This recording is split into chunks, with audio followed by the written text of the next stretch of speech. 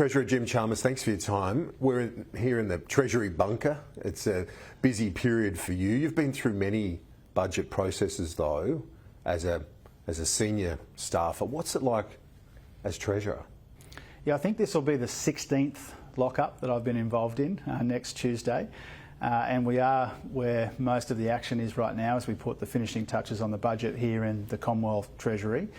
I'm pretty calm about it. We've done a lot of work, and I think I also recognise, perhaps a bit better than my recent predecessors, that this is a big collective effort. You know, one person reads out the speech on Tuesday night, but it's the culmination of the work of hundreds of officials, you know, a really terrific expenditure review committee, a cabinet that's really engaged in these sorts of issues. So it's a collective effort. I'm looking forward to handing down the budget. There's a lot of work that goes on between now and Tuesday night, particularly here in the Treasury. But I'm looking forward to it, and I'm pretty calm about it. Is it now, signed and sealed, if not yet delivered, the budget? A few things are still moving around. I mean, one of the big things that we've had to factor in the course of the last week is to make sure the budget has some understanding of the impact of what's happening with these natural disasters, with the flooding that we're seeing, particularly in prime farmland. Obviously, that has the potential to impact on the economy, certainly on the budget.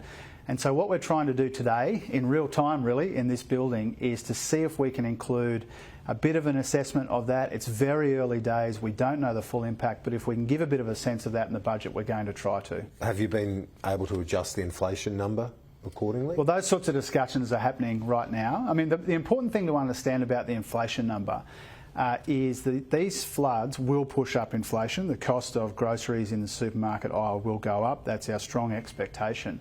But since we last released an inflation number in July, some other things have come off a bit. Petrol's come off a bit. For example, I think in some places 40 or 45 cents off the peak of what it was in July. It's come off a bit. So all of these numbers have a bit of swings and roundabouts. Yes, there'll be additional pressure from groceries, particularly out of these prime agricultural growing and producing areas. But you need to make sure you're interacting that with all of the other changes in the economy as well. We're doing that work right now. We don't have a final understanding of it, but if I can include a bit of that in Tuesday night's budget, I'd like to. Do you think it'll go over 8% now, inflation? Remains to be seen. Remains to be seen. Again, it's a consequence of how those different swings and roundabouts net out. So I can't tell you that yet. We're still finalising those numbers. Obviously, more broadly, the primary influence on the budget that I'll hand down is inflation. It's got the global element from the war in Ukraine. It's got the domestic element from the flooding and the issues in the supply chain.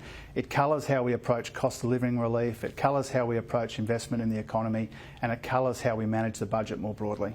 I've had in just one industry, dairy farmers, reach out to say, sadly, in northern Victoria, a number of farmers having to tip out perfectly good milk on a couple of days throughout this week, and as roads have been cut off by the floods. That's one industry alone where clearly that'll have an impact at the checkout. And it breaks your heart, doesn't it? I mean, I think Australians have a real affection for farmers and for primary producers. They know that life on the land in Australia with our harsh conditions is really difficult. And so when you hear stories about that, I think people really feel it. They'll feel it obviously in their household budgets, in the supermarket aisles, but I think they also have a lot of sympathy for what's going on in some of the world's best farmland.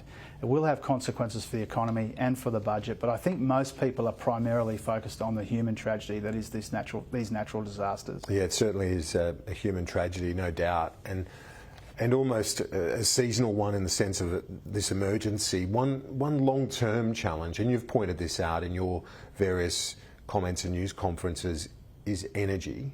A big input into that is gas, and it looks like from what your government is saying that gas producers have been put on notice basically, haven't they? Oh, we've got work to do on the gas market. I think it's really clear that the gas market right now is a problem for a lot of our industries, particularly for manufacturing. I think others have made that point.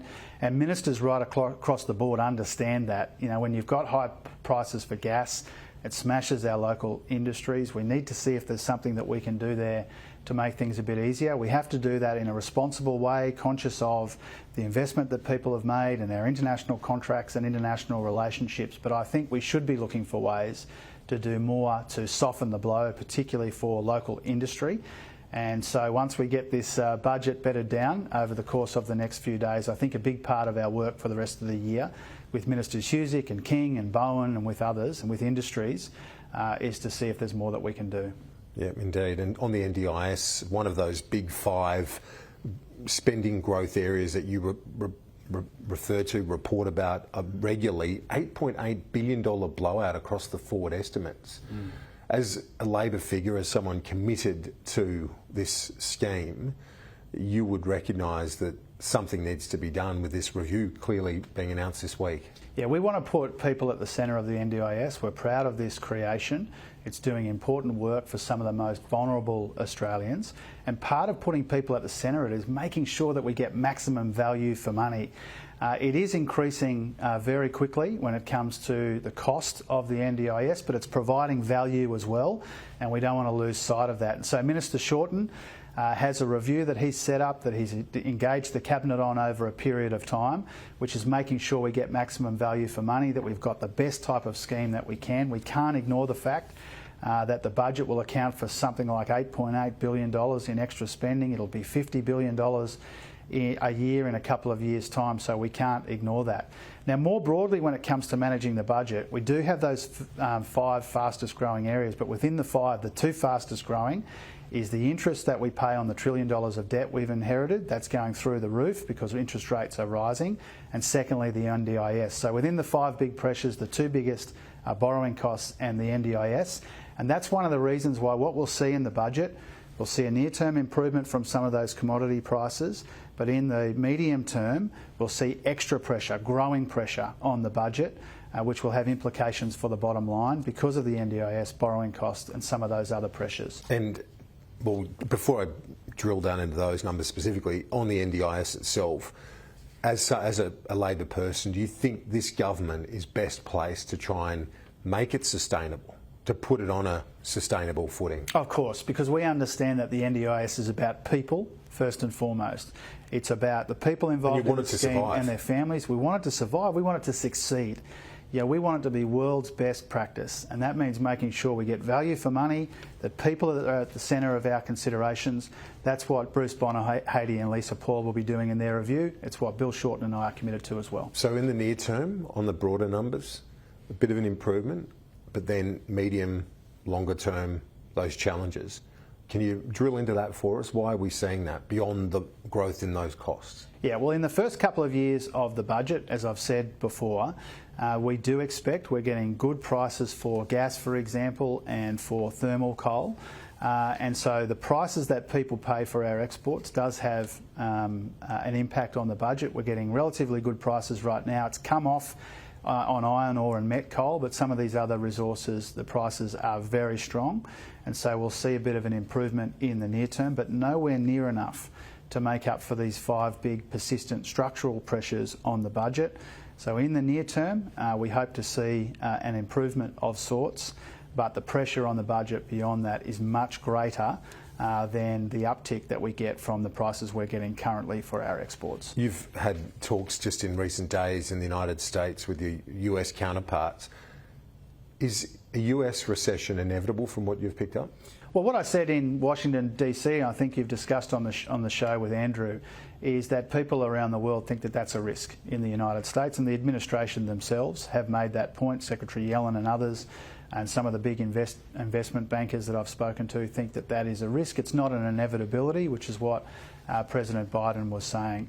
What we'll do in the budget is we will substantially revise down our expectations for growth in the US, the UK, Europe, and China has slowed as well, and that has obvious consequences for us. And does it make a recession obviously possible here, but would you say it's probable?